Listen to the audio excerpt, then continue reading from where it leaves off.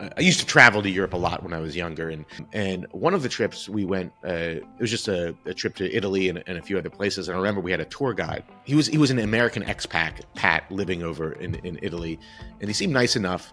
But I remember he said something like, "Israel's just like Nazi Germany," and I go, "Really? Can you expand on that? I'd love to hear how that's the case." "Well, they kill people." I go, "Oh, well, you mean like every country in war? Like through you compare into the one country that had that wasn't what made Nazi Germany unique, is that people died in battle." But I do think, and I think back to that, how relevant it is when you hear the term genocide being applied to this war. It's that a lot of these people already considered Israel Nazi Germany for many things that were way below anything that had anything to do with Nazi Germany.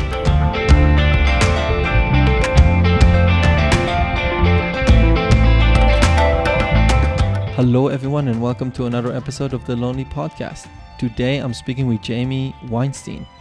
So Jamie is a journalist and a political commentator. His work has been featured on The Daily Beast, The Rolling Stones and The Daily Caller. He's a regular guest on MSNBC, Fox News, and was also a guest on Real Time with Bill Maher. Jamie is also the host of the Monday edition of TheDispatch podcast and his own podcast, The Jamie Weinstein Show. So one of the reasons that I wanted to speak to Jamie is his most recent interview with Mehdi Hasan.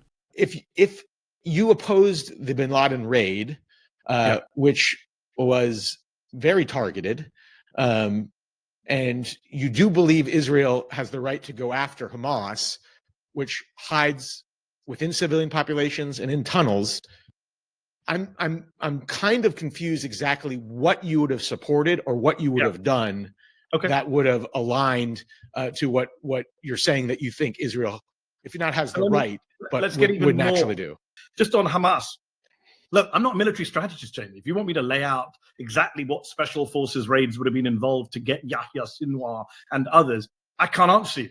What I can say is the burden is actually not on me to come up with a strategy for Israel to capture or kill the leaders of Hamas. The burden is on Israel to follow international law. What is their goal? What is Hamas's goal? What is the goal of Hamas? Why don't you ask them? I'm not Hamas. Do you think their strategic aim to survive is to try to get Israel to kill as many civilians as possible? Yes. To get the international community to stop them? Yes. And Israel's doing it because Israel's dumb. I think there's a lot to learn from Jamie when it comes to interviewing difficult and challenging people. And we are talking about it during our discussion. So stay tuned if you want to listen to Jamie's advice on how to approach this type of interviews. In our conversation, we cover many topics, including the way the Jewish community is dealing with the aftermath of the October 7th events until today, whether college campus demonstrations are actually a fair representation of the American people, Jamie's thoughts about the Biden administration's involvement in the current war between Israel and Gaza, the legacy of the Middle East under Obama, Iran's military capabilities, public opinion on Israel and whether Israelis and Americans understand each other, how to interview quote-unquote controversial people, and much more. So without any further ado, please welcome Jamie Weinstein in a very interesting conversation about extremely relevant topics in today's world.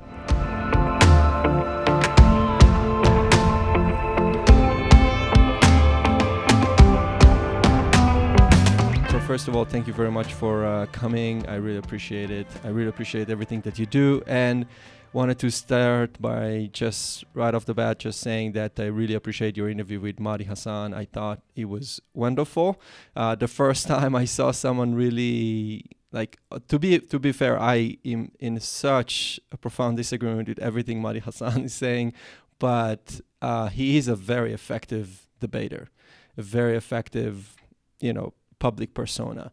And it was really great to see that you were able to kind of, but by simply asking him some basic questions, kind of showing like a different side of how his logic kind of looks like, if you will.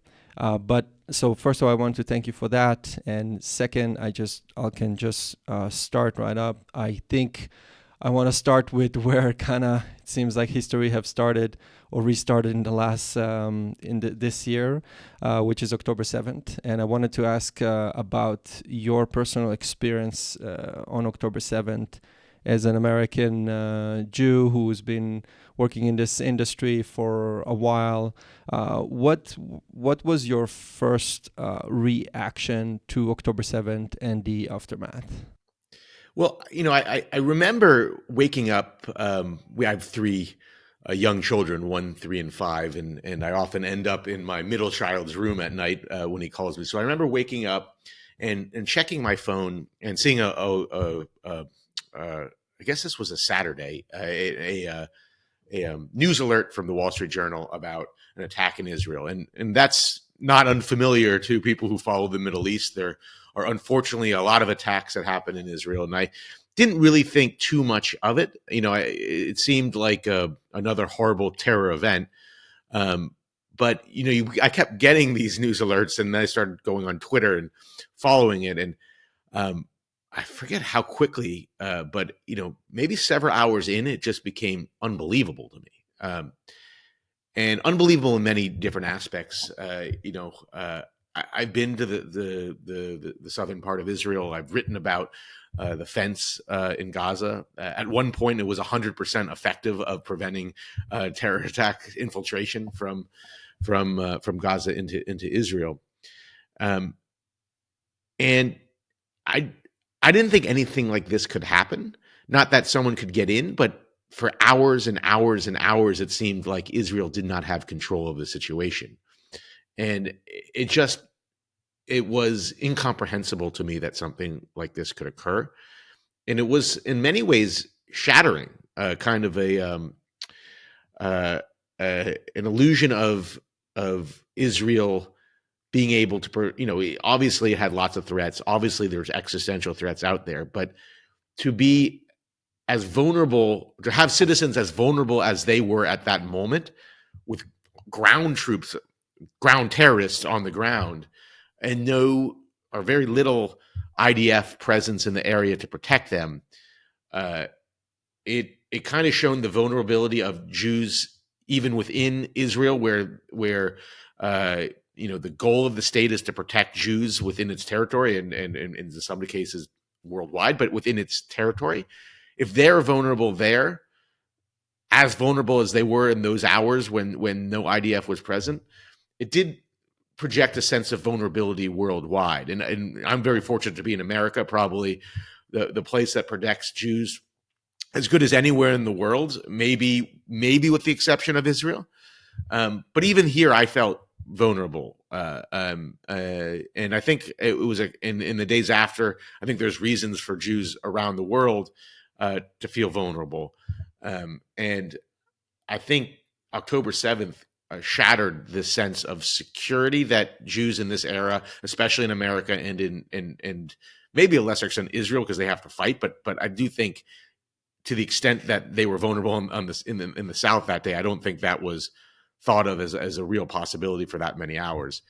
But even in the West here, even in Israel, in the United States, I think Jews felt more vulnerable than they ever had before. And obviously, maybe it's my generation that had this unique sense of safety.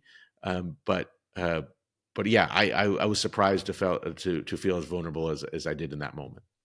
Yeah. And how do you think it impacted? You touched about it a little bit. How do you think it impacted the American Jewish community, and I think more importantly, even since October 7th? Well, some of this is anecdotally, and I'm not sure this is exactly what you're going for, but this is the thing that jumped out. I've always been very pro-Israel. It's always been a subject that I follow, but there's obviously a lot of American Jewry that is not pro-Israel, or very, in their mind, nuanced. And I'm, in my mind, somewhat, I think I'm pretty nuanced, but to them, nuance means being not particularly pro-Israel.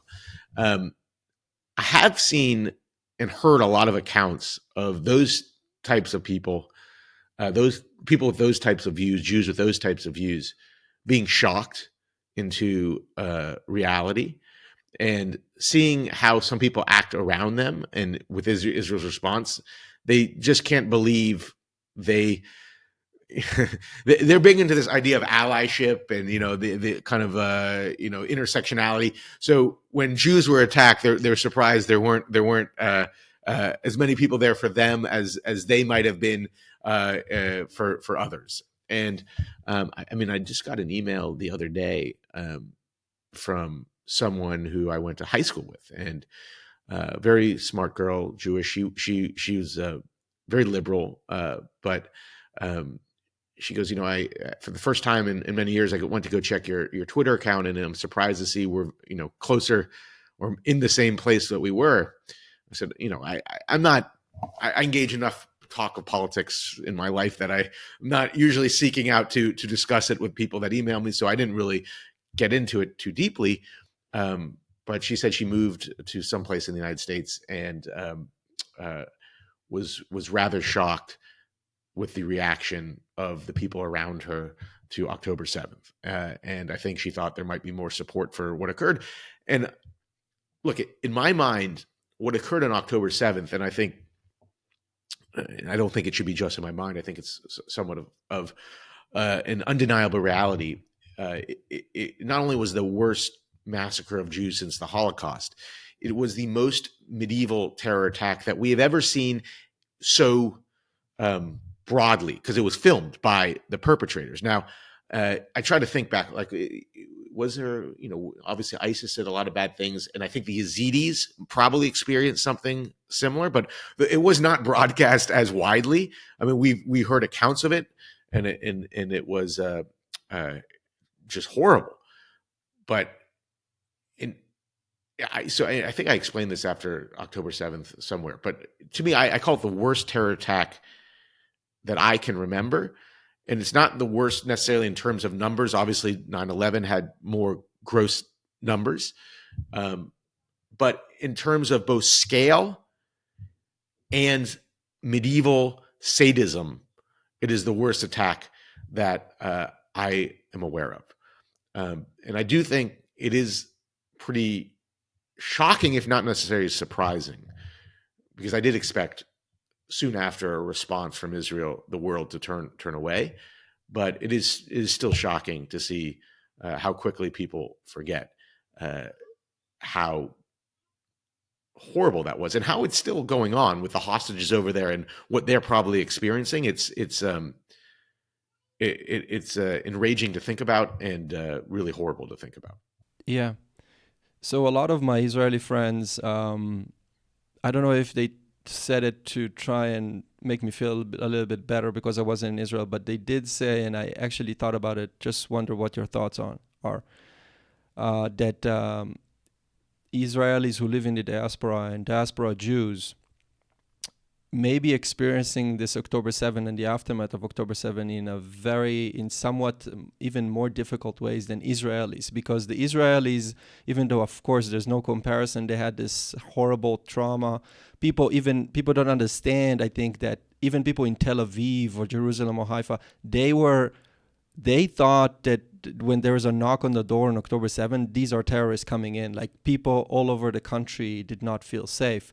But there is something to say about the fact that, first of all, Israelis took actions immediately, and there's so much solidarity in Israel and unification among the people to kind of fight back and respond, unlike what is happening in the world and among the Jews who live in the diaspora, who, like you said, they feel betrayed. They feel like the people they have supported before turned their back on them, and they not only need to deal with this situation of seeing this horrible massacre, but also the denial, the demonstrations, and all of that. So, kind of wondering what's your thought on that?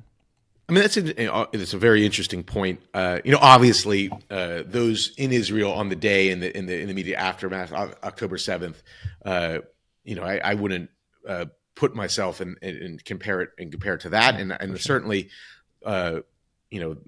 almost everyone in Israel knows someone or a family member who's fighting back. But I do think that's an interesting point where there is more unity of purpose, even if there's disagreements over the leadership still perhaps in Israel and who should run the country, but unity of purpose, from my understanding, on the ground in Israel. And very few people probably justifying October 7th on the ground in Israel, whereas you do encounter that here in the United States. And I'm less. That's less disturbing, perhaps, to me than friends, if not, and not many friends, but seeing on social media people that either, I wouldn't say justify is the right word, but forget about it, and when it's as if that's like old news, and let's talk about what is Israel doing today, and I'm sure we'll get to it. It's impossible to imagine America winning any of its wars with this type of coverage and back and forth over tactics. And again, I don't see it framed that way as much as it should be, and put in an American context. I mean, I think we'll probably maybe get to the Mehdi Hasan interview, but yeah. I mean, Mehdi is at least consistent. He thinks every American president's a war criminal, and so almost everybody's a war criminal. But I do think, before he goes on TV and makes the case against Netanyahu, I think it's worthwhile noting, oh, by the way, the guy who's saying this here thinks Joe Biden and Barack Obama should be put in front of the ICC on trials of war crimes as well. And you might have people cheering him on against Israel, but then when it gets to Obama and Biden, I think that the level of support there would go down, and it'd make you question whether this worldview that he's articulating is one that you want to subscribe to. Yeah, completely agree. A good segue to I can give you a quick anecdote. When I was living in France, I studied at the Sorbonne University. I studied law there, and throughout the entire 6 years when I was in France, I can tell you with 100% certainty that I have never in my life met a non-Jewish French person that had a positive or even moderate opinion on Israel. So literally, it was close to 99% of the people here's the thing. 99% of the people that I met hated Israel, were completely anti-Zionist. And I think a lot of Israelis don't understand when they confront these people. They think first that they just provide legitimate criticism on Israel, and later it takes a long time to understand that no, they actually criticize Israel existence. Yeah. And after October 7th, the one person who had like a more moderate opinion on Israel switched. So now it's back to 100% wow. So, a quick anecdote there. I mean, it ties a little bit to it. I used to travel to Europe a lot when I was younger, and occasionally I had a pretty big extended family with much older half siblings who these days are in their 60s or close to 70s, and they would have kids at the time. And one of the trips we went, it was just a trip to Italy and a few other places. And I remember we had a tour guide, and I was like to debate even then. And something was, it must have been around 2001, 2002, during the Intifada. And he seemed like he was an American expat living over in Italy, and he seemed nice enough. But I remember he said something like, Israel's just like Nazi Germany. And I go, really? Can you expand on that? I'd love to hear how that's the case. Well, they kill people. I go, oh, you mean like every country in war? Like through you compare them to the one country that had, that wasn't what made Nazi Germany unique, is that people died in battle. But I do think, and I think back to that, how relevant it is when you hear the term genocide being applied to this war. It's that a lot of these people already considered Israel Nazi Germany for many things that were way below anything that had anything to do with Nazi Germany. So a lot of people jumped at the term, calling it genocide when a war broke out. You almost could have predicted that this would be called a genocide on October 7th. And in fact, it only took a week or so before my previous guest, Bill Ayers, who was just on the podcast, was tweeting that this was a genocide. Yeah. So I believe, did you live in London for a while? You went to London School of Economics? Yeah, I did. Not very long, less than a year, but it was a I think a 10-month master program, in which I lived there most of it. So, but yeah, I lived in London during that time. So that's so I wanted to ask you what your thoughts about everything that is going on in Europe, specifically in the UK and France and Germany. I think these are like the predominant countries where we see a lot of those demonstrations going on. And basically, do you think there is any potential of course correction here, and how European countries can effectively counter this incredible rise in anti-Semitism, which I think that it's not actually a rise. It was just always there. It just never came, above the surface for a long time. Well, I was actually at LSE again during another major conflict, the Israel-Gaza War of 2008, 2009. And I remember one of my professors there signing on to some letter accusing Israel of being, again, like Nazi Germany.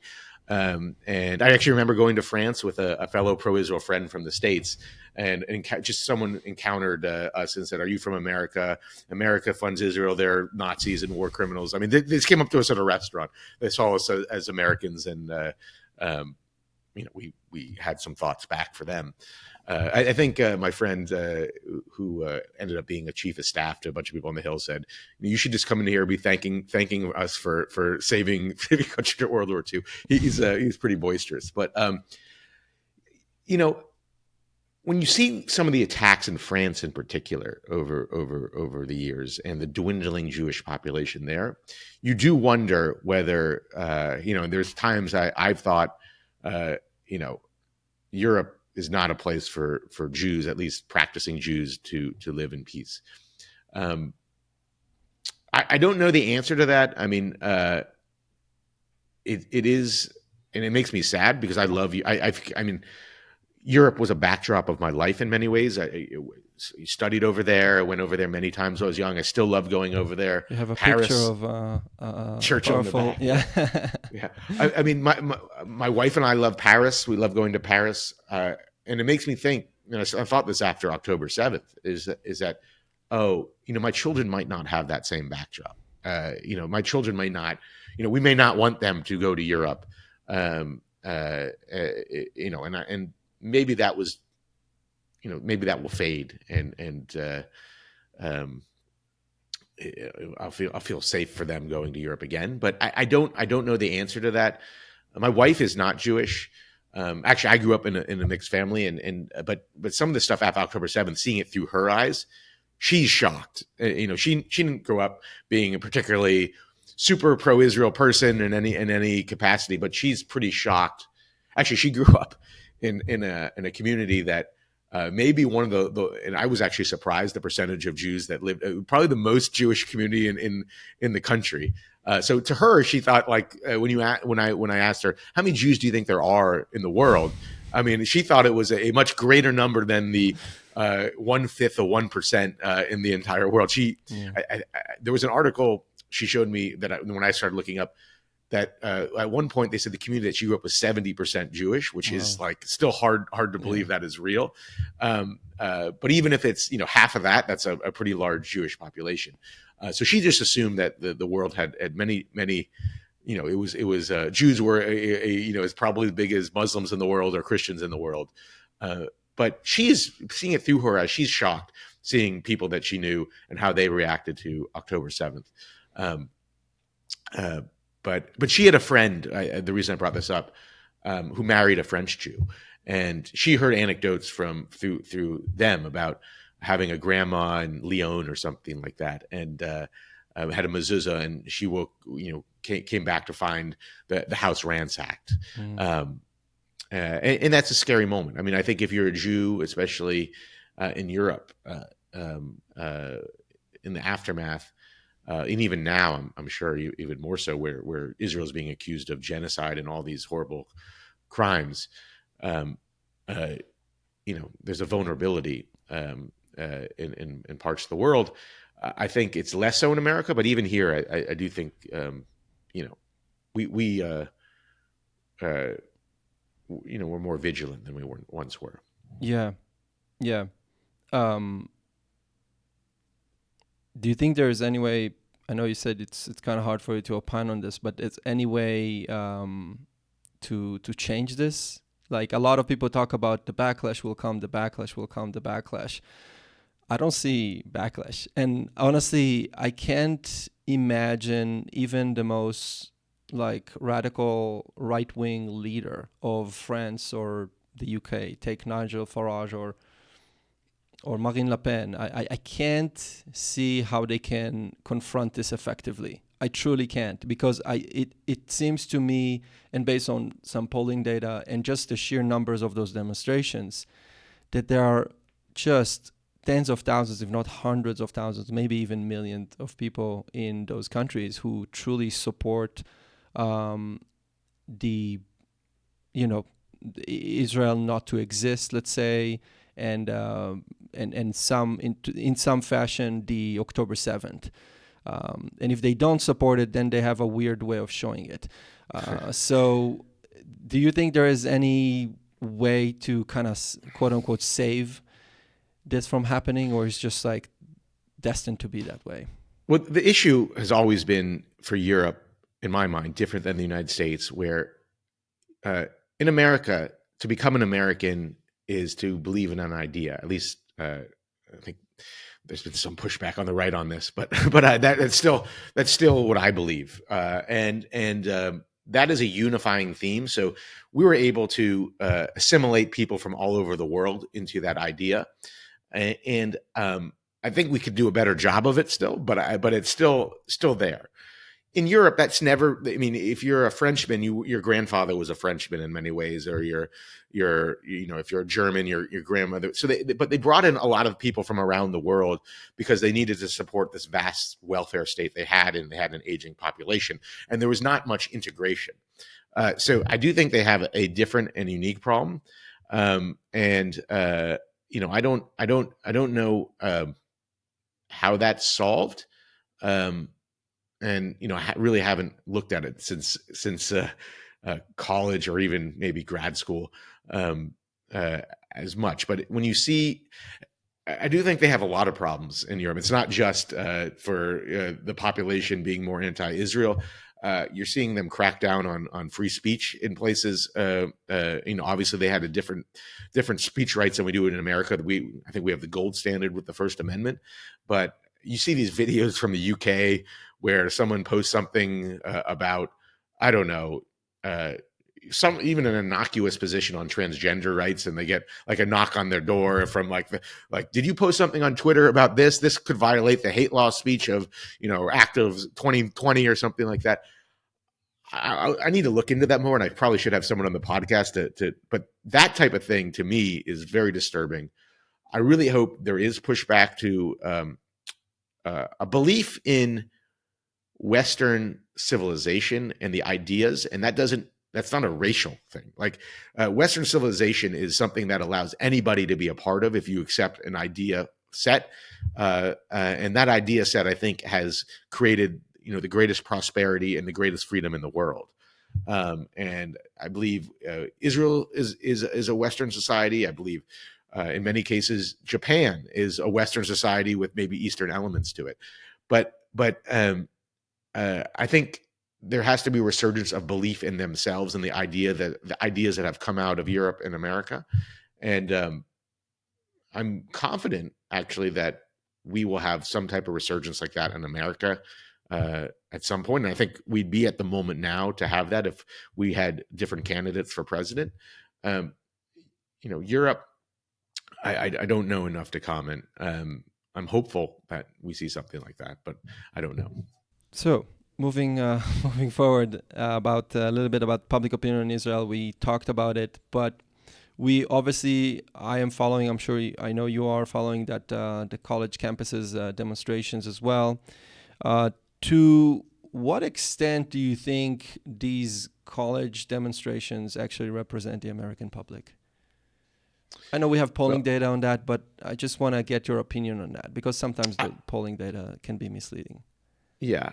I don't think they represent the American public widely, but the issue is that they don't have to. The students there will go into positions, in theory, in the State Department, staff campaigns, um, and at least there might be some checks there with people that have different ideological. They won't, but then a lot of them will become educators, and will shape what is going on in different important elements of American life, and that is where I think the issue is.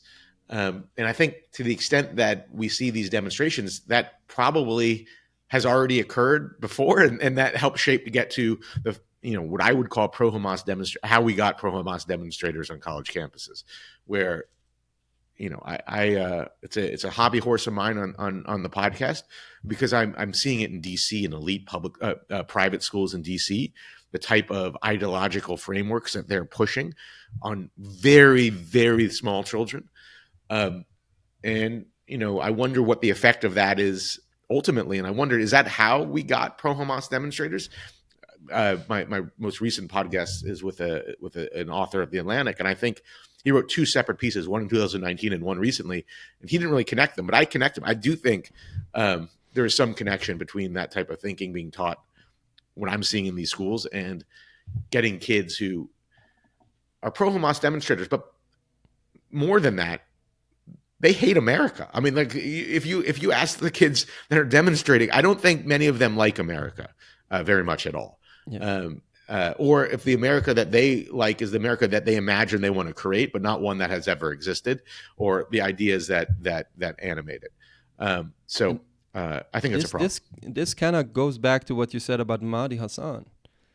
Well, he believes that every American president is a war criminal, and I think a lot of those kids would agree. 100%, they would agree. And if you said, like, well, should they put you tried for war crimes on trial? They probably would agree with that. Yeah. I think that is a common belief. I wish there was better polling of the students, and maybe the problem is they don't talk. They won't talk to anybody. I mean, if you see these videos, there was a really funny one actually in Europe recently where Suella Braverman. She went to and it's hilarious. And they're all like not talking, and like, well, I want to get your thoughts here. I'm in the cabinet here. Can you and they all don't talk. So, which is really weird and authoritarian and obviously pretty bizarre. But yeah, the kids don't talk, so it's hard to get their view to. But we know they're the people that organized it. They put out statements on October 7th in support. I mean, I'm pretty confident I could give their worldview, and they would just put a check mark. Yep, that represents my worldview, and it would be anti-Americanism. I don't even think I think they probably think Bernie Sanders is too conservative. I think they very much dislike America, and that's not everybody that goes there. I think there's probably some really naive people that join the rallies, but certainly the leadership, and I would say the most active people, I believe, very much dislike the country and what it stands for. Yeah. I think what you said is correct, and that's something that I think about a lot. My concern for the future, looking into everything that's going on in those institutions, that those people and anyone who works in corporate America can vouch for that and see how profound, for example, DEI policies have infiltrated into every institution, every private institution. And those kids growing up, I am positive that at least a portion of them is going to kind of sober up once they kind of hit, the actual workplace and say, oh, well, why is the federal government taking so much of my money in taxes and all of that, and and start like questioning their beliefs or anything. But I wonder what is the percentage of them that will go into the Bill Ayers way, and what percentage of them will go to like a Scott Galloway way, of like rediscovering his Jewish identity, etc. Well, so I'll say two things. One is that, I mean, the Bill Ayers way, ultimately, I don't think Bill Ayers was that influential in the world. I mean, I do worry that he was helping create curriculum that goes to schools. But I mean, I don't know how successful he was there. So I think he self-marginalized himself ultimately, beyond Chicago, where he's still, I don't know if I'd even call him influential, but people listen to him. I'm more worried about the people that are smarter, that go about it smarter. For instance, don't become terrorists themselves, and like Bill Ayers did, and instead just go into the blob, the foreign policy blob, in different places, and then become influential, but don't haven't self marginalized themselves through some crazy things that are horrible things that Bill Ayers did. And another point, but I also think there's a pendulum that's swinging back, and I think it was happening before October 7th to some degree. The defund the police. Well, cities are now really infested with crime, crime-ridden, DC especially, and you see even the city council there that fought it for a while starting to do some things to push back against the increase in crime. So that motto, defund the police, seemed to be fading. DEI policies, I think, that were put in place after George Floyd have been not necessarily trumpeted as much by a lot of companies. And then I do think October 7th exposed something to a significant number of people, especially wealthy people, maybe people that fund these schools, Jewish donors, and non-Jewish donors who probably should have seen the problem with the schools beforehand. It shouldn't have taken this, but it really, I think, exposed this ideology on campus to a great degree. I mean, I think the best example is someone pointed out at Penn years ago, or a couple of years ago, there was a pride ribbon that was taken down from a professor's wall. No one knew who did it, but they launched an investigation. They sent an email like, "We're taking this matter extremely seriously. We noticed it was missing from a professor's door. We're launching a major investigation to see if there's hate crimes going on campus." This was like, for all we know, like it fell down or something, and they're launching a major investigation. This is DEFCON 1 on alert for hate crimes, and we see this like every second on the campuses with these encampments. Students are videoing themselves with what doesn't even look like students threatening them at Penn, and it's like very mild reaction. So I do think this has exposed the hole in this whole program here that has made major donors realize there's an issue, and maybe there will be reform even in the schools, but I do think that it has exposed an issue, and I'd like to think that a pendulum is swinging. And my view is, again, not to make this more U.S.-based political, if there were different candidates running for president right now, if the Republican nominee was a Nikki Haley, I think you would see almost a Reagan-type renaissance, perhaps, or at least the possibility of it, where a movement of people in the center and on the right against kind of this ideological shift that's occurring, or attempting to be foisted on the country. And you still might get it. I think Donald Trump's the bad messenger for it, but you might get it. I mean, you're seeing it.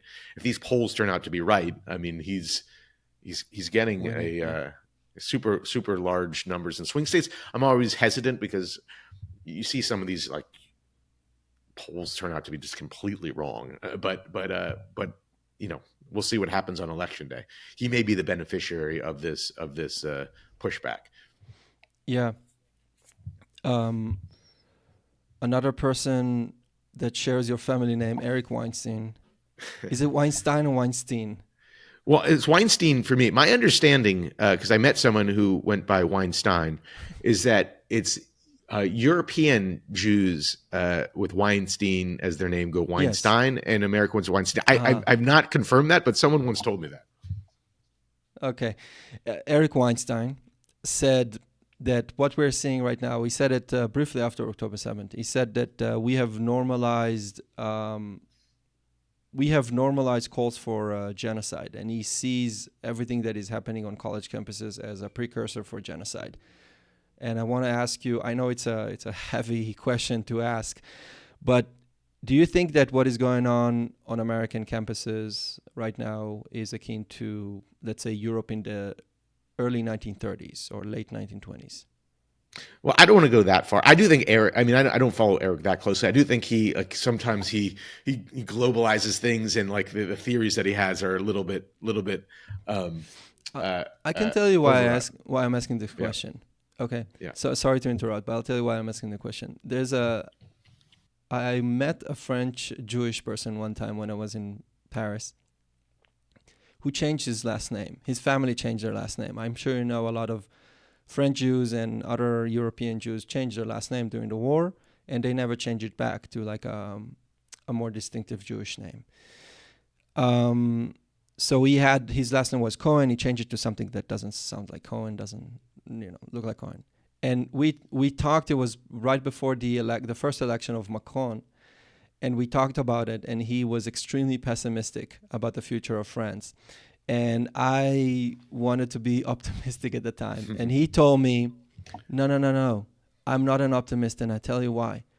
Because in the 1930s, the pessimist went to Hollywood. The optimist went to Auschwitz. No. So that's why I'm asking the question. No, I take it very seriously what you're saying. And always in my mind, I think of, I live fortunately in America, and I do think this has been the greatest place for Jews, in the modern world, and outside Israel, certainly the safest. But it always is in my mind exactly what you're saying, and that is be vigilant no matter where you are, and especially when you have a family. When I have a family, when I started having children and a wife. And always be vigilant of the mood in the country, and I don't see America anywhere near that. But if there ever came a moment, be prepared to do what you have to do to make sure your family is safe, move or whatnot. But I don't see that in America. I do think there's too many barriers, and there's too many people. Now, I think the evangelical Christian base is too strong and too pro-Israel to ever allow that to happen. We're very fortunate in America. I know a lot of people on the left want to attack the evangelical Christians and try to don't you know what their worldview is? Listen, I come from two worlds here. My dad was Jewish, my mother wasn't, and we know a lot of evangelicals. And I've seen a lot through what I've done. I think after October 7th, I was joking with my wife. I think probably the safest place to be in America is a very avowedly evangelical community in the country. So I think that is unlikely in this country. But especially with this ICC ruling and seeing how people react to it, I'm seeing how what you see as otherwise good people and these type of things can shape people, and we're just following with the ICC. Look what I can see how public opinion can move towards something more nefarious. I don't want to get too hyperbolic. I don't see in this country anytime in the near future anything like that being a threat, but you always have to be vigilant, and as you said, you saw what happened in an otherwise modern country in Germany and how quickly things moved. But I think in America, there was an article recently, the end of the I forget what the exact phrase was, but the era of Jewish safety, or the greatest generation for Jews. Yeah, I think you always got to be vigilant, but I still believe America will be comparatively to the world, a safe harbor for Jews. You mentioned the ICC. I listened to your conversation with Bill Ayers, and he mentioned an author, a Jewish author from Jerusalem, who wrote a book, and he won the Pulitzer Prize, etc. So many international institutions have been like shifting to a very anti-Zionist, anti-Israeli, can say anti-Semitic like rhetoric and also actions. All of academia, it appears, is extremely anti-Israel with roots into anti-Semitism, etc. When someone like Bill Ayers or someone like Mehdi Hasan is coming to you, talking to you, quoting all of these like statistics from all of these international institutions, well, like see what the World Health Organization is saying, see what the UN is saying, see what the Security Council is doing, see what do you say? What do you do? How do you confront this? Yeah, it's interesting. I was just thinking about that because I was watching a clip of Mehdi on CNN last night. Yeah, and, I saw and that. that's what kind of concerned me. I mean, I see it's easy. I mean, I know the host of the show and I like her quite a lot. But like she, it's easy for an anchor just to say, well, the UN and the ICC, this is an international independent body. Just how do you respond to this independent international body, right? That's what concerns me, because when this becomes like internationalized and you get all these supposedly objective people, and it just becomes easy for a news anchor just to say, well, how are you, we're just quoting the experts who are the objective international body. And I'm going to answer your question, but I think back, I saw someone on Twitter the other day said, like, I would never have guessed 2 years ago that the ICC would ever indict an Israeli leader. I'm like, really? I mean, I was on college campus when the ICC came into being in 2002. I remember distinctly my conversations with my advisor at the time, Jeremy Rapkin, who was an international law expert. And that was his prediction. And that was the concern, that this would just be used, maybe not immediately, after some time, to go after Americans and go after Israelis. And this would be a tool to use it. I mean, it was obvious from the start. And it's obvious from the start because that's what all international bodies like this do. The UN, I think it's changed recently, but for many years, Israel was the only country that could never sit on the UN Security Council because the Arab world refused to allow it in its grouping. And in order to sit on the Security Council, you needed to be in a grouping of countries. So and the Human Rights Commission, which is now the Human Rights Council, I mean, the numbers are staggering. I think it's like, I would have to look at the recent ones, but 20-1, 30-1 in terms of resolutions against Israel versus every other country that is there. I mean, these organizations exist almost to attack Israel and to ostracize Israel. Mehdi should know this. Mehdi has written, to his credit, wrote an article in 2014 or 15, 16 in The Guardian. All those people that are standing up when Israel against Israel and the Palestinians. Where are you when the Syrians, Bashar al-Assad is going against the Yarmouk refugee camp? He knows the double standard. He knows it exists. By the way, Bashar al-Assad was never indicted by the ICC. All the world leaders that are actually, truly terrible leaders that have committed gross crimes, not indicted by the ICC. In fact, we just had at the UN Security Council the other day, they stood up the same day the Israelis were I guess charged with war crimes. They stood up and for a moment of silence for the butcher of Tehran. Yeah. Who, again, none of the Iranian leaders ever charged with war crimes. This double standard is plain to anyone who wants to see it. And I would add, as you know, there's a deference supposed to be with the ICC for countries that do their own investigation.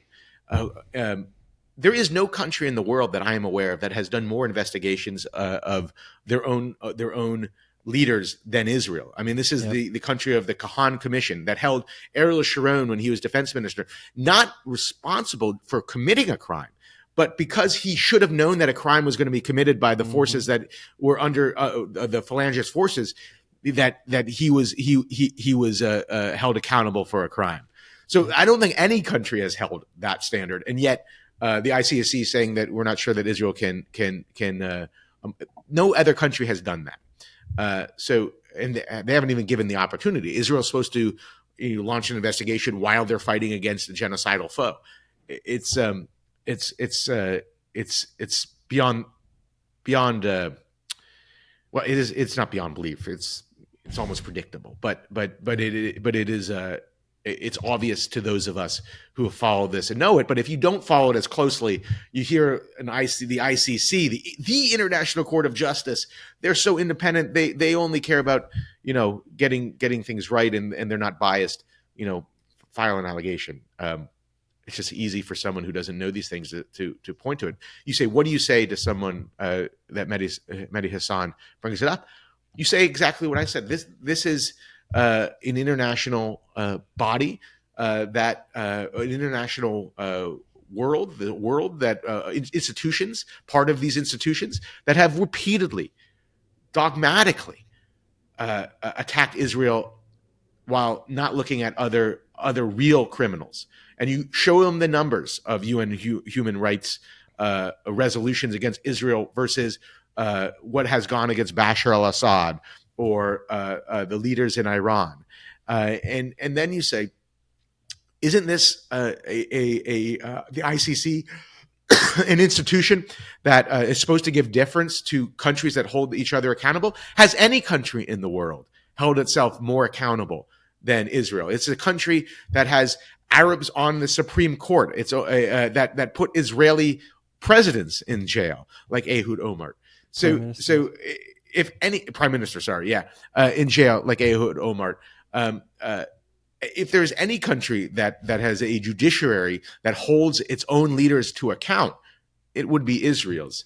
So if that is the rule of the ICC, someone has to explain it to me why they didn't give Israel a chance to look into these allegations itself, because it seems to have a clear track record of independent investigations.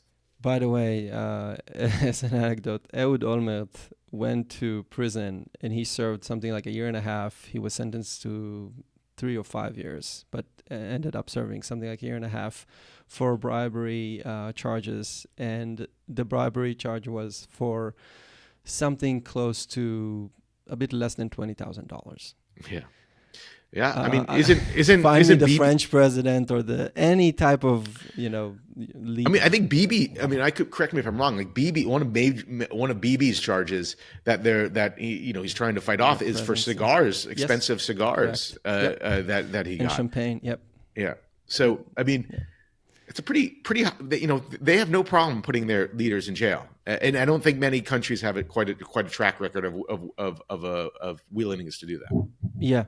That's 100% correct. So you mentioned Bibi, and I do want to ask you specifically about Netanyahu and his persona and how it kind of shapes the way people view Israel. A lot of people, most notably I think Chuck Schumer, was standing in front of the Senate saying that, Netanyahu, saying something to the extent that this is a Netanyahu's war and should not be pursued the way pursuing it or something like that. A lot of people, especially journalists in Israel, really cast the blame to world's opinion on Benjamin Netanyahu. To what extent do you think this is just a part of something that in the States you call the Trump derangement syndrome? To what extent is it Netanyahu derangement syndrome, and to what extent it is justified? So, I mean, this is not new. I remember having a Twitter argument with Chris Hayes from MSNBC saying, well, with Netanyahu, this was probably, I don't know, half a decade ago more. It's because of Netanyahu. That's why the liberals are turning against Israel. Mm-hmm. I'm like, well, I mean, that doesn't really make much sense to me. Here's my thoughts on this. From my understanding, and interviewing people like Natan Sharansky and reading quite a bit, almost any Israeli prime minister would be pursuing the war in Gaza to the extent that they would. I do think it would be better if Netanyahu was not there, because I do think, look, I think he stayed too long. I think he and there will be an investigation. It's going to be a fail. That his legacy is now largely going to be the failure, unless things change and he's able to create a tremendous victory in Gaza. It's going to be the failure on October 7th. And he failed. I mean, that's like the greatest job of any Israeli prime minister, and that will probably be his legacy, which is unfortunate because he had some really positive elements that would be part of his legacy before that, namely helping Israel's economy turn into a market economy, and I think the Abraham Accords, creating this Arab peace initiative, would be probably the two big ones that I would point to. But now I think this will overshadow it. I think it would have been better if he resigned. Maybe you couldn't have done that in the aftermath, and how to, or at least have and have the war cabinet kind of like they have now. But I don't think it would have prosecuted the war very much differently. It might have, provided a different face in the international persona, but I don't think that would have changed most people's opinion. They were going to turn against Israel no matter what. Maybe maybe he would have got along better with Joe Biden. I don't know. I mean, I think they have a pretty contentious relationship. I don't think it would have changed that much. But personally, I would have liked to see. Certainly, I would have liked to see Ben Gvir and all those people excised after that. I think that would have been helpful. It's not helpful that they're in the cabinet. I think it's a real not just a marketing problem for Israel. I do think it's just not a good thing to have figures like that still in government. But to your main point, I do not think changing the Israeli leader would have changed all that much. There would be another excuse for why people were turning against Israel October 7th. If Netanyahu was gone, if Ben Gvir was gone, there would still be another reason why Israel is doing something wrong. It didn't matter. It didn't matter when Ariel Sharon left Gaza. People have short memories, very short memories when it comes to Israel. Yeah, for sure. What are your thoughts about kind of the way the Biden administration handled this war? From an Israeli perspective, as an Israeli, I see that America, the United States, is a little bit too much involved in this. The fact that, for example, someone like Antony Blinken had a seat in the war cabinet in Israel is kind of just shocking to me. The fact that America just started running this temporary port outside of Gaza to supply Gaza with humanitarian aid, parachuting humanitarian aid from a lot of countries in the world doing that. It's kind of, to me, it's really surprising. And also seeing Biden statements that kind of try to please both camps in a lot of ways. And most shockingly, we found out that the president of Iran was killed in a helicopter accident. My sympathies with the helicopter, of course. And the State Department issued an official condolences for the Iranian people. I was absolutely shocked by that. But what are your thoughts about that? And what are your thoughts about the Israel-U.S. relations and whether Israel should, giving everything that I just mentioned? Yeah. I think in the immediate aftermath, he gave some pretty good comments and good speeches and statements. To me, it was always predictable that as time went on, America would move away. Of course, they shouldn't be in the war cabinet talking. I mean, my view is that free countries, have mechanisms within them in order to course correct or to debate. And we should give deference to free countries fighting wars for their survival. Now, we could give advice and calls. We could give perspective. But I mean, micromanaging their war effort does not seem like something the United States should do. And I don't think we would do in almost any other circumstance. So I guess I'm of two minds. I would like them to act differently. I do think we're fortunate we have Joe Biden as president, as opposed to a lot of people in the Democratic Party. Yeah. I don't think you'd get quite the same with Kamala Harris and a lot of people that were on that primary stage. I think politics is playing a role now, and I think it's deeply unfortunate. Yeah. And to what extent do you think the Obama era,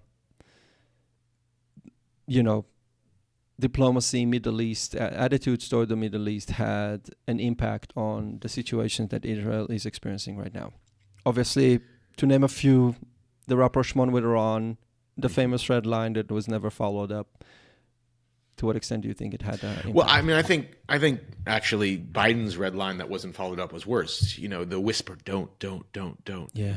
Like Iran knows, don't. And then, his ideas to try to like not have a response strikes me as just showing weakness in the Middle East. And I do think we overstate our adversaries sometimes. Like, I can see why being cautious with Ukraine because Russia has nuclear weapons. Iran is a weak power, in my view. I mean, and a weak power also with no major power willing. You think that if there was a shooting war, you think China would come to fight on Iran's side? Do you think Russia, even if it could, would come to fight on Iran's side? Russia has enough problems. I mean, Iran is on its own here. So I do see like the caution towards like standing up to Iran is a little bit bewildering to me, because I do see them as a very weak power. And I think with this helicopter accident, I mean, they barely can even respond to a helicopter crash with their president on it.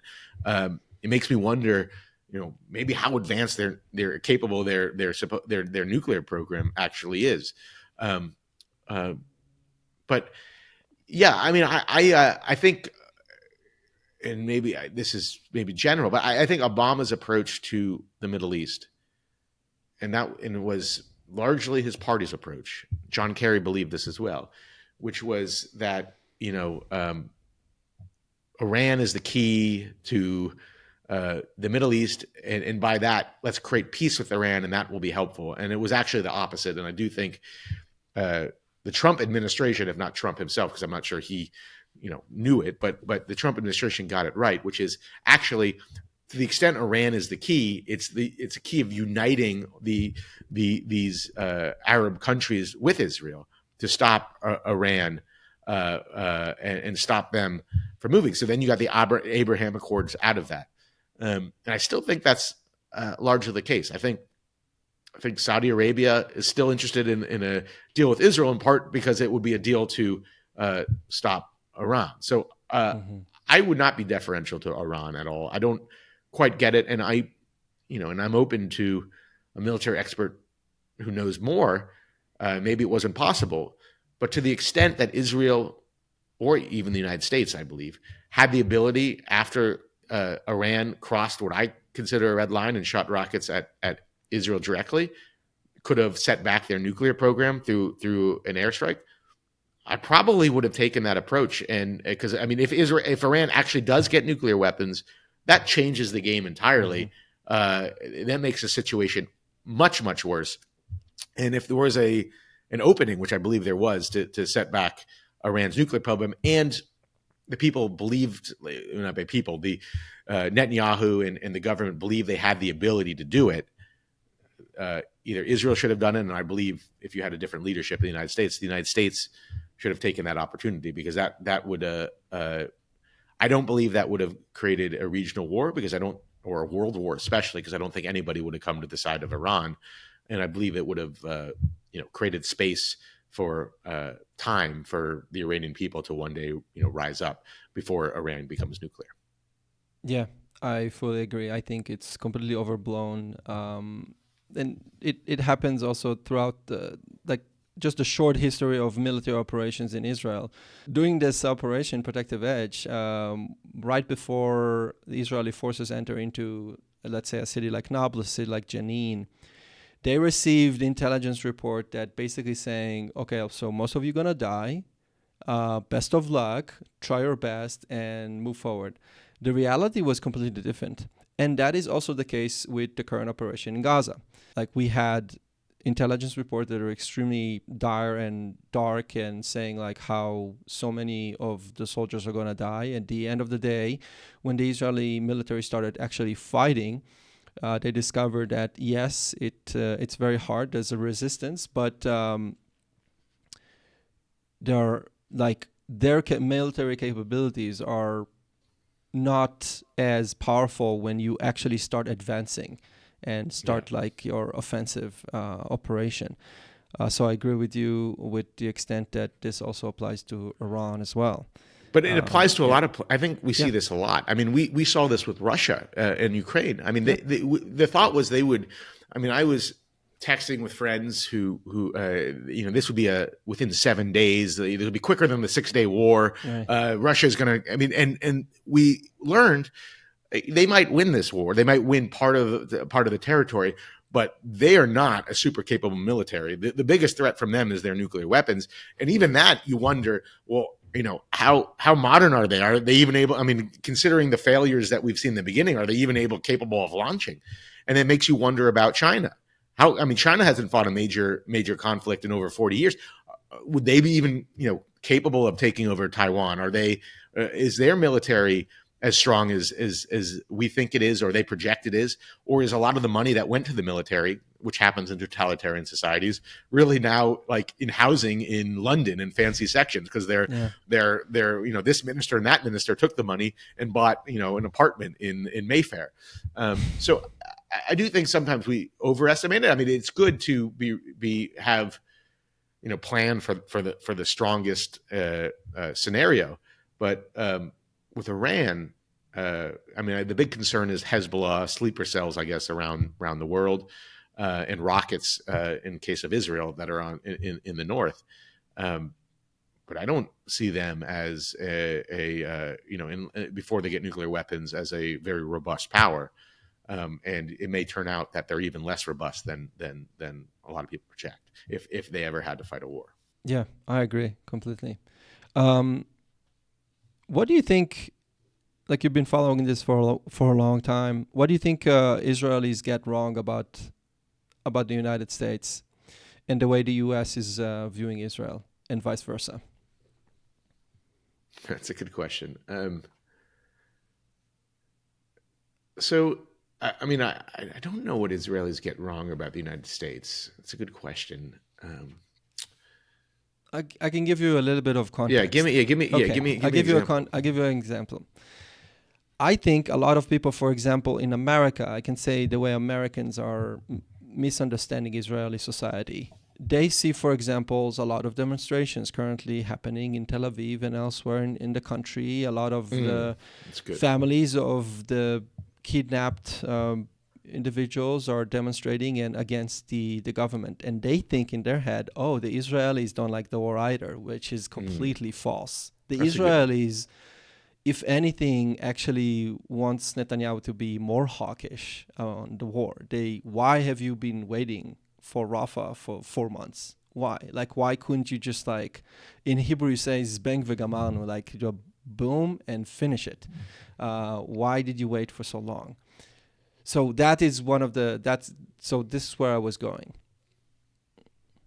Yeah, I think I know some. I could give some of what Americans, I think, generally are unaware about Israelis, and I think one of them. I don't think they often realize how small the country is. I don't think they realize to the extent that everyone is fighting and are often reserve soldiers. They have jobs and families, and they're taking time to fight war. I mean, the idea that Israel would want to mobilize to a major war. I mean, you're taking people away from your economy, from jobs, from their families. This is a professional army, but it's also a reserve army, where you're going, just miles away from sometimes where your family lives to fight. I mean, I don't think people quite understand that only when they must fight for their survival that they mobilize. They're not super excited about war. I think what will be shocking would be that poll recently that they found that Israelis are the 5th happiest people in the world, which is at all. Yeah, no, but I think it would be shocking for Americans to understand that. And then I would say this one is probably shocking to all sides, but I don't think it would shape, for instance, the right if they knew a difference. But on the left, the idea that Israel is just a white country. I mean, like I think they're unfamiliar with the makeup. I heard this from a very high level politician who was over who I met with on the left, and he accused it of being a white country. Excuse me, that's not exactly the case. So I think those are a few misconceptions of Americans about Israelis. I think the tougher one is about Israelis about Americans. I do think that Israelis probably know more about America, as most countries do, know more about America than America knows about them, in part because America is such a large superpower, obviously a superpower, that people need to know more about America than often Americans sometimes are, don't take the time necessarily to know about every other country. So it's a good question. A misconception about what Israelis know about America. I think Israelis, I don't have a good answer to that. There is one thing that I wonder your thoughts about it, because I follow, obviously, the Israeli media, the American media, the French media to some extent. Israeli media, for example, after the ICC declaring that they're going to issue arrest warrants against Netanyahu and Yoav Gallant, a very famous Israeli journalist said, what are the reasons that we ended up in this situation, from having such a huge public support to having the ICC issuing arrest warrants against our leaders? Don't tell me it's only anti-Semitism. That's a very high-level Israeli journalist. A lot of other Israeli journalists are kind of in the same, camp of it can't be just anti-Semitism. Explain to me, what is it? So, do you think Israelis understand where the world stands when it comes to Israel, from your perspective? That's an interesting question. I don't know the answer to that, but it did raise one point that I think is interesting that I'll bring up, which is it reminded me another point on the ICC that I hadn't thought about in a while. It goes back to 20 years ago when I was discussing this on college campus. Do you remember there was a bill that Republican House members crafted back then when the ICC came into effect? I think it referred both to the ICC, and then at the time, I want to say the Netherlands was practicing universal jurisdiction, saying that if their courts declared someone a war criminal, they could be arrested. And the U.S. passed a law, or they didn't pass it. It might have went through the House. It never was signed into law, but that said that if you arrest one of an American leader or soldier, we will authorize our military to come in there and to extract them from it. We don't recognize your authority to do that, and we will extract them from it. It just goes to show that this concept of the ICC acting towards America and Israel. This was well thought of 20 years ago, and this was going to occur. If anything, it took long to occur. I don't know if Israelis recognize that. It's a good question, and I don't know the answer to that. Got it. Okay, I do want to ask you. I know it's we're running out of time, but I do want to have some time dedicated to ask you about your interview with Mehdi Hasan, and more broadly, I don't know what I think about it, but here's what I'll say. I think that you did a fantastic job interviewing Mehdi and interviewing Bill Ayers. I do think that there is a conception and maybe a misconception in this podcasting sphere where people are saying, oh, I just want to interview this guy. I just want to hear his opinion or her opinion.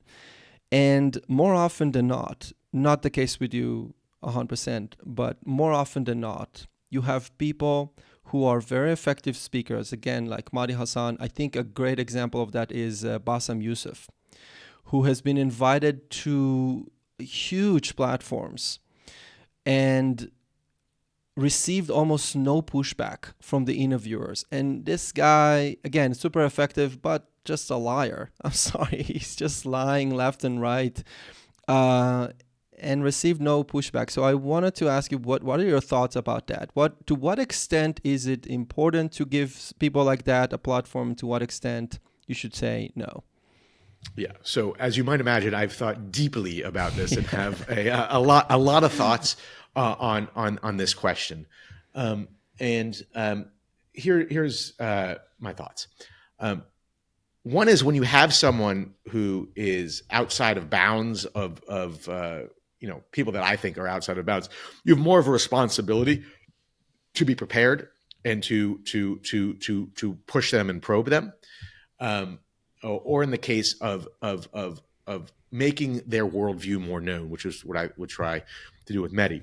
The classic example I give of this is, like, I occasionally listen to the Joe Rogan podcast. I like Joe Rogan. Mm-hmm. I think he does a terrible job of interviewing controversial people. I think he's totally unprepared. I think when he has Alex Jones on, I think he has a responsibility to have someone like that to actually know what Alex Jones said and be able to challenge him effectively. And I don't think he does it at all. He's friends with Alex Jones. So I do think you have a higher bar when you have someone controversial on, in order to when you're interviewing them. I also think, and I think it's a fair point, is that they have to be somewhat relevant to the moment. I believe it or not, back right after the 2016 election, I had Richard Spencer, the white nationalist, on my old podcast, the Jamie Weinstein Show.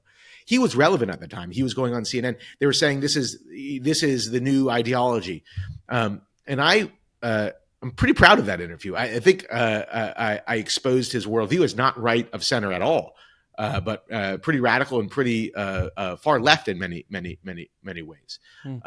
But I held myself. I had a high responsibility during that interview to know everything this guy's ever written and to craft a strategy and a roadmap that would be worthwhile to have him on. Not just give his worldview unhindered, but to in some ways expose his worldview.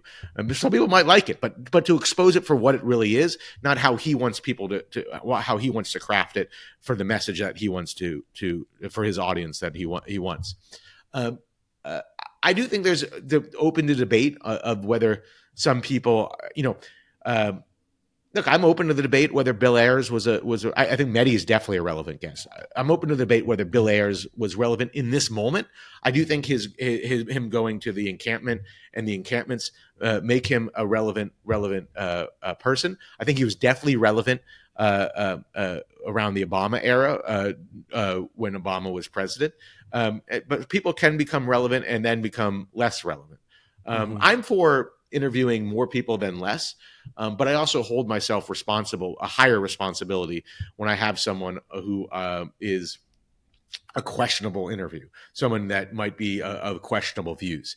And I have, as an interviewer, I have a greater responsibility. I don't think a lot of interviewers either see themselves as having that responsibility or prepare themselves or are capable of interviewing someone who is controversial.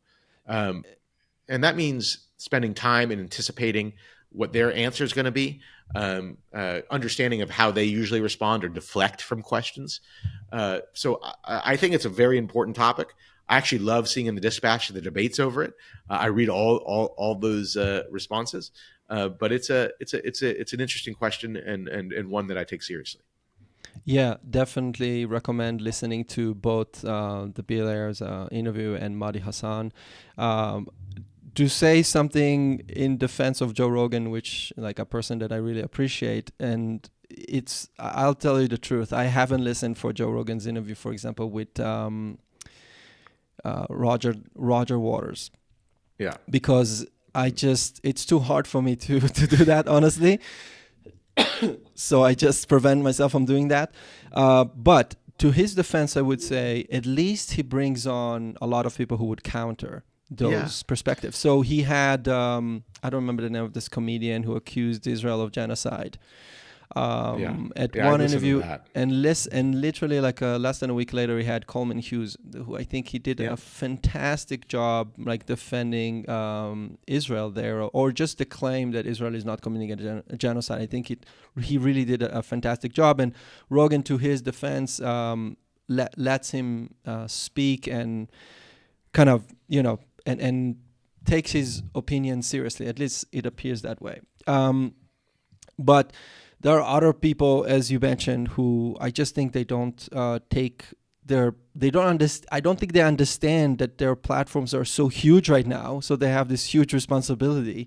And what kind of an advice would you give to someone like that? Like when you're preparing for an interview with someone, with a controversial figure, what kind of an advice would you give? Because again, someone, like Mehdi or Bassem Youssef, they're so good.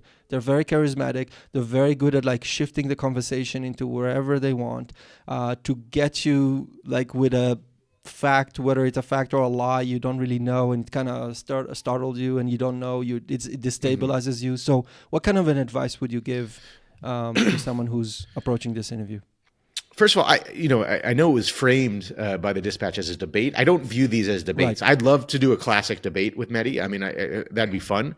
But I see him as an interview, and sometimes a contested interview, where I will go back and forth. But my goal is to reveal themselves and ask them questions, so I would have someone keep in the mind that this is an interview trying to really get to insight from the person, but then also study them, understand their tactics and how they respond, and come up with questions that will be unusual for them. I mean, to say like, Mehdi, what's your view of the Israeli-Palestinian conflict? And then give like a standard question, like, but wasn't Israel attacked? I mean, these basic questions are not gonna. He's roll over that, but questions that he's not expecting, and then don't let him just get away with someone get away. Ask it again. Let them spill and go. No, but how would you do this? How would you do what you're saying they do? But how? I would also advise some people not to have controversial guests on if they're incapable. I mean, some people, that's not the type of interview that they do, or they're not good at, or they shouldn't do it. Really take the time when you're having somebody on who is, I hate to use the word controversial because it's not the best word, but for lack of a better term, controversial, and try to make a roadmap. I see it as an art sometimes. I'm proudest of when like a question leads exactly to the next question that I was willing to ask. Like I have, the question here, I'm hoping it leads here, and they'll say something like exactly right into to the next question, which provides for a revealing exchange. So I really do believe preparation matters. It helps if you know something about the subject. I would say this, and sometimes I don't follow this advice, but try to stick to a minimal number of things that you want to get out of this interview, right? Mm-hmm. Like if you're talking about to Mehdi and you have 1,000 different topics, you're not going to get anything out of it. But if you have an interview with Mehdi and you want to figure out how would Mehdi Hasan respond if he was the leader of Israel, and if that was a 5-minute interview or a 10-minute interview, that'd probably be better than a 7-hour interview and you had 1,000 different topics, because you could then just stick on that topic, and it'll be very revealing. And I think that section was of no, Mehdi, all my interview is how can you respond to an enemy that's hiding under civilians?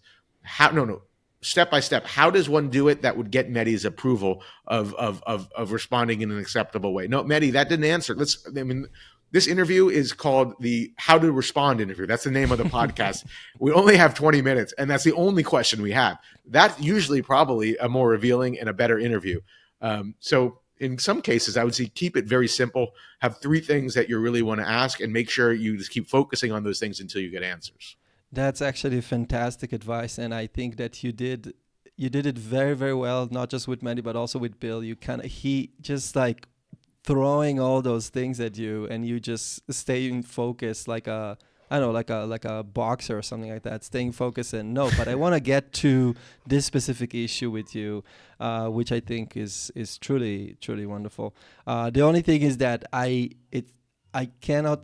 don't understand how you can keep yourself like emotionally detached from these reactions that people are like, throwing at you, because I don't know if I'm able to do that, honestly. So chapeau on that. I'll give you that for sure. Thank you.